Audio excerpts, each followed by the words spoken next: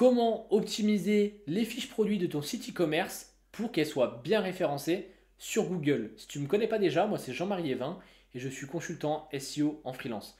Donc dans cette vidéo, on va aborder tous les points qui vont avoir un impact sur le référencement de ta fiche produit en e-commerce. On va directement passer sur du partage d'écran. On va parler de choses comme la description du produit, les avis, le balisage schéma.org, le titre du produit, le maillage interne, etc.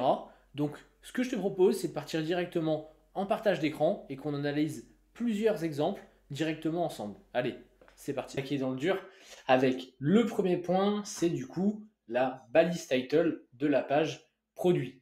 Donc, comment on peut la voir? On la voit juste ici, on pourrait regarder aussi dans le code source ou avec un outil type SEO Meta in one click que j'ai ici. Donc, c'est une extension Chrome. Et donc là, quand je clique dessus, on me dit la title, c'est ça. Et donc, pourquoi la title, c'est important?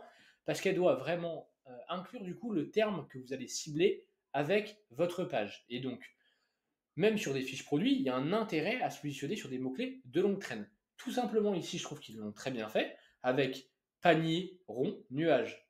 C'est un panier, il est rond, et il y a des petits nuages. Alors, ils auraient peut-être pu mettre chien, parce que c'est peut-être que pour chien. Je ne suis pas sûr qu'ils l'ont fait, parce qu'il pourrait peut-être y avoir aussi des modèles pour chat, du coup. Mais en tout cas, voilà. Ils ont voulu cibler finalement un peu ce terme-là. C'est hyper logique parce que si quelqu'un a vu à un moment ce panier en magasin ou quoi et qui tape sur Google, il y a de grandes chances qu'il tape tout simplement ces termes-là. Donc premier point, la balise title. Je vous montre sur un deuxième exemple, c'est sur un site qui vend des montres. Donc là, on a une montre, la Tissot PRX, et donc eux, leur title, ça va être montre Tissot PRX Powermatic, blablabla.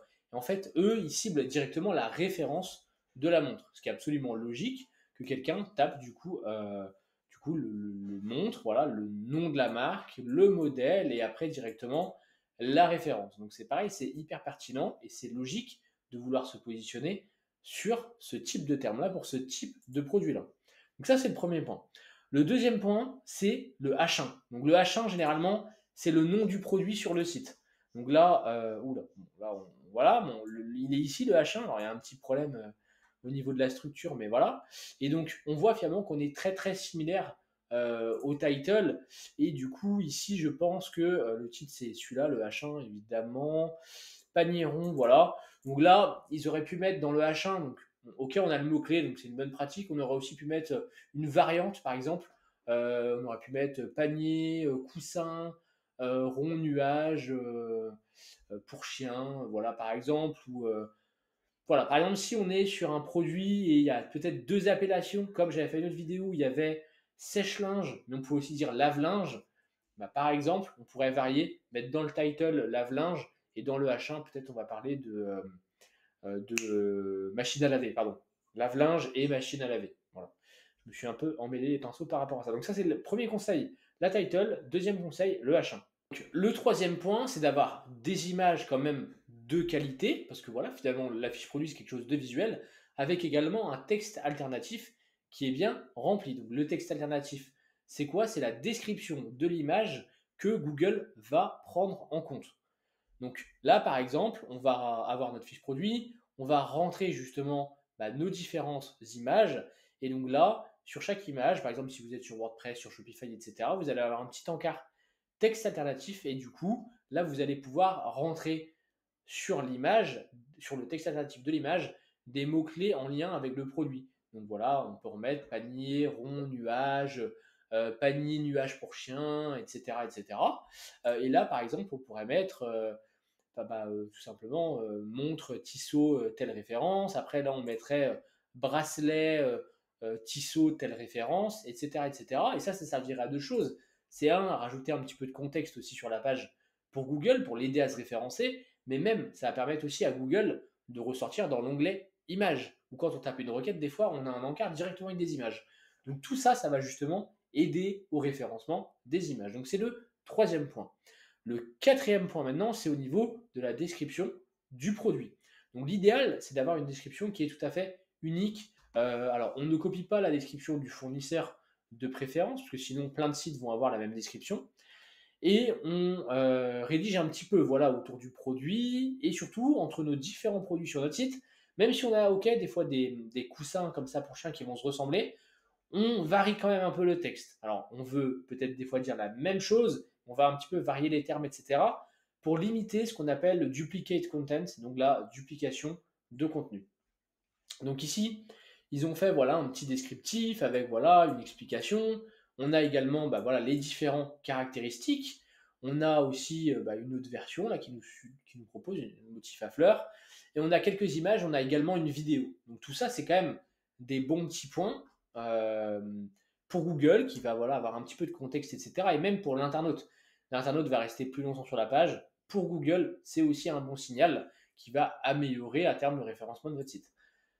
Deuxième point, là je montre un exemple, on a un petit bout de description ici, donc avec un peu un format bullet point, et après on a une petite description ici, et on a également des infos complémentaires. Donc là c'est pareil, hein, c'est un petit peu la partie caractéristique. Là on a un peu de livraison et retour, mais ça c'est des choses qui sont génériques, et une petite histoire de la marque. Donc tout ça c'est pareil, ça va aider au référencement du site, hein, tout simplement. Et en plus de ça, ce que je dirais, c'est que ça peut vous permettre de cibler des requêtes de longue traîne. Je prends un exemple d'un client que j'avais eu en agence qui vendait des compléments alimentaires. Et en fait, lui, on se rendait compte dans les mots-clés qu'il y avait des recherches sur du coup le nom du produit, tout simplement. Mais il y avait aussi sur le nom du produit, plus avis, plus composition, plus posologie. Et du coup, en fait, dans la description, on était venu créer plusieurs sections. Une des sections, par exemple, là, voilà, description, avis, posologie, et par exemple, sur les ingrédients, la composition. Pardon. Donc ça permet aussi de balayer finalement un certain nombre de requêtes en lien directement avec votre produit. Donc, description produit, très importante, une bonne structure, on regarde un petit peu les mots-clés qu'il peut y avoir, on regarde un petit peu la Search Console, etc. On fait un contenu unique avec une bonne optimisation sémantique. Si on parle de montre, on va parler de bracelets, on va parler d'aiguilles, on va parler de boîtes, on va parler de marques, etc., etc. Donc ça, c'est un point très important, la description au niveau des produits. Cinquième point dont je voulais parler, c'est les avis au niveau du produit. Donc là, on a directement les avis du coup ici. Donc là, si on clique, on va arriver directement à la section avis. Donc voilà, pour le coup, sur ce produit-là, il n'y a pas beaucoup d'avis. Mais ça, c'est des choses que Google va comprendre, qui va interpréter. Et au-delà de ça, quand vous avez aussi beaucoup d'avis, ça va vous rajouter aussi de la sémantique. Donc ça, c'est vraiment top. Là, j'ai pas regardé. Alors, il n'y a pas d'avis sur ce produit-là. Évidemment, quand on a une boutique en ligne, on ne fait pas de faux avis. C'est absolument interdit par la loi, n'est-ce pas? Mais voilà, en tout cas, les avis, c'est vraiment une bonne pratique du coup à rajouter sur votre site. Ce qui m'amène du coup au point suivant. C'est que justement, pour que Google capte encore mieux les avis, il y a quelque chose à intégrer. Ce quelque chose, c'est le balisage schema.org product. Je mettrai une petite capture d'écran ici pour vous montrer justement à quoi ça ressemble. Et en fait, ce balisage-là, il va permettre à Google d'avoir des informations, enfin même aux différents moteurs de recherche, hein, de manière très très normée, où on va mettre par exemple le nom du produit, la référence, le stock, on va mettre les avis clients, etc. Et c'est tout un bout de code, on pourrait dire, qui est fait vraiment dans une structure que Google ou les autres moteurs de recherche peuvent interpréter très très très facilement. Et l'autre avantage que on va avoir, je vais vous montrer, hop, c'est que allez, on va mettre ça par exemple. Voilà, on va mettre même une référence comme ça va être encore plus simple.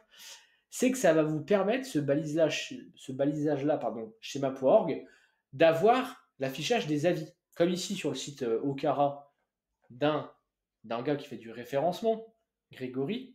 C'est ça, Grégory, ouais. Donc il a son site Okara, et donc lui, voilà, sur sa page, j'ai pas regardé, mais voilà, il doit avoir intégré le balisage schéma.org, ce qui permet d'avoir notamment le prix, et ici, voilà la notation avec des petits avis. Donc on pourra regarder hein, tout simplement. On va faire le petit test en live. Hop, on va sur le site schéma.org. Alors, je mettrai le lien dans la description.